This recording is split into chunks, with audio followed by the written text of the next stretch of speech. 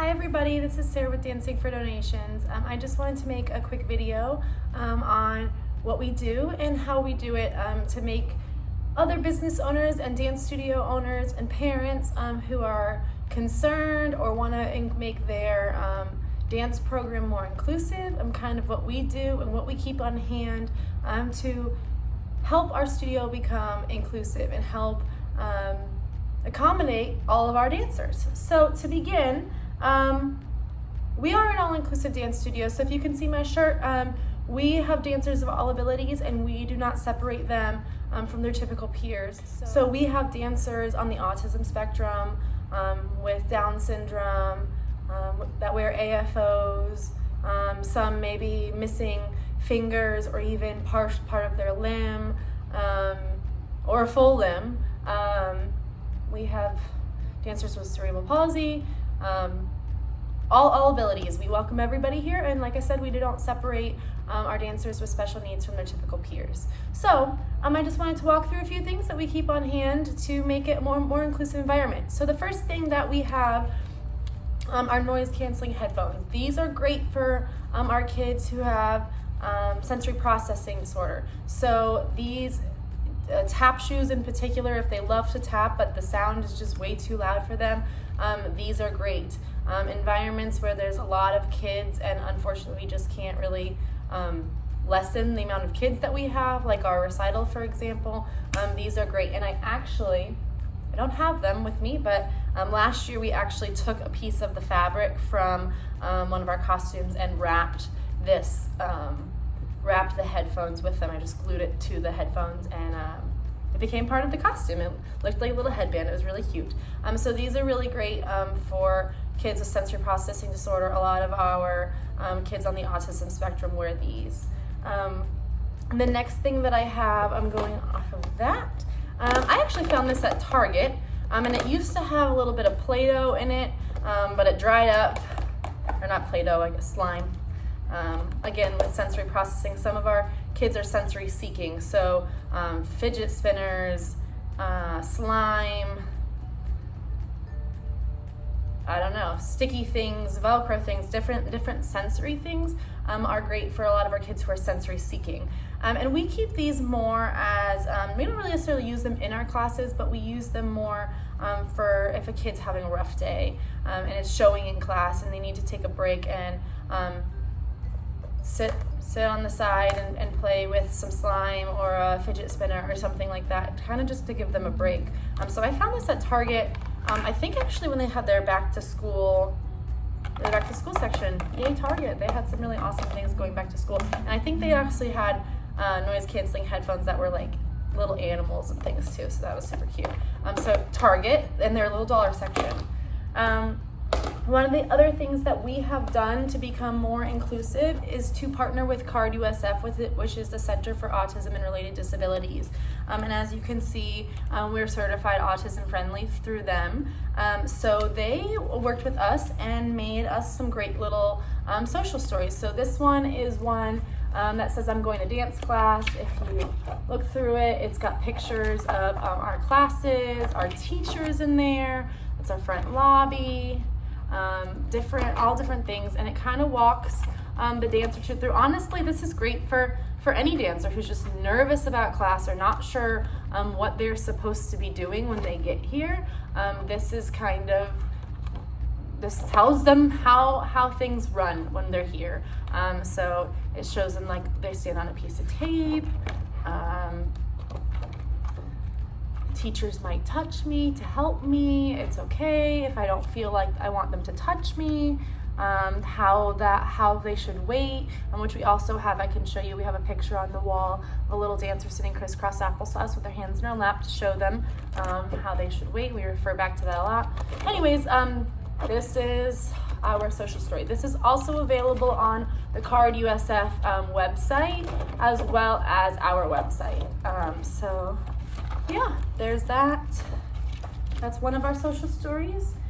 They also gave us one that they had already created, which says I'm learning to wait, which is great for a lot of our kids who struggle to take turns or wait in line.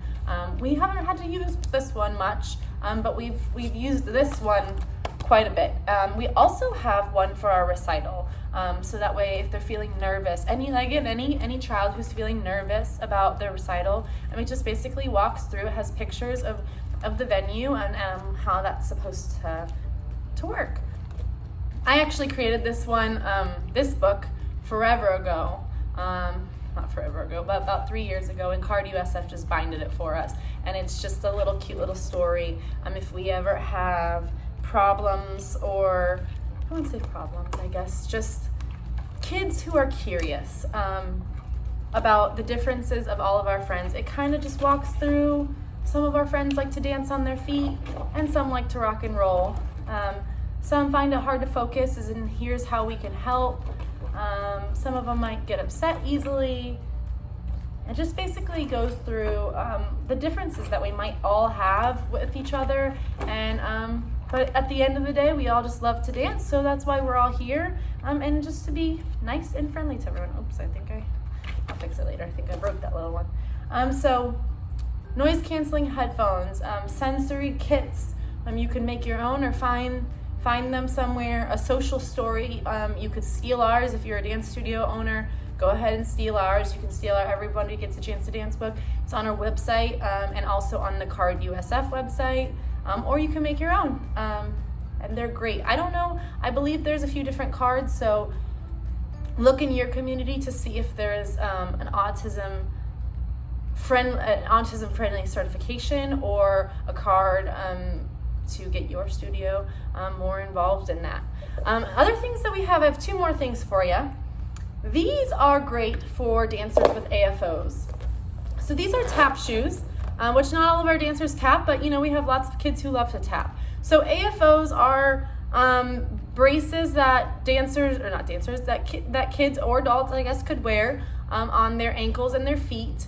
And a lot of kids who wear AFOs also have shoe inserts or specific shoes that they wear to help with the functioning of the AFOs. So a lot of kids I wouldn't say can't take them off, but they prefer to leave them on, especially in physical activity. So these are great because they go right over a sneaker.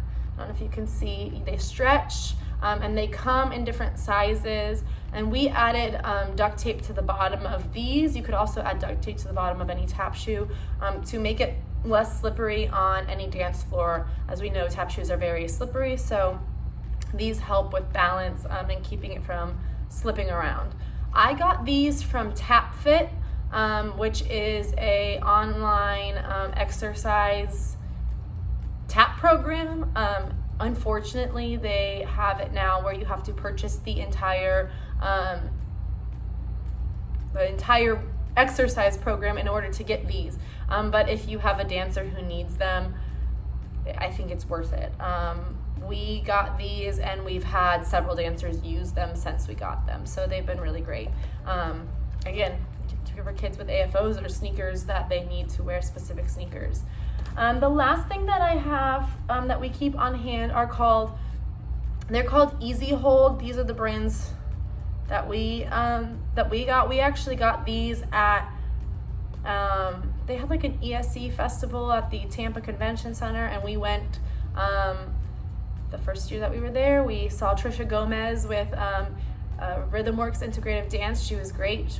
We never met her before, so we got to meet her, and she runs a hip-hop based, I believe, program, a certification program for for teachers who want to work with dancers with special needs, and she has some really great ideas and concepts. So if that's something you want to look into, she's great. We have never gotten certified, but we would love to eventually get certified.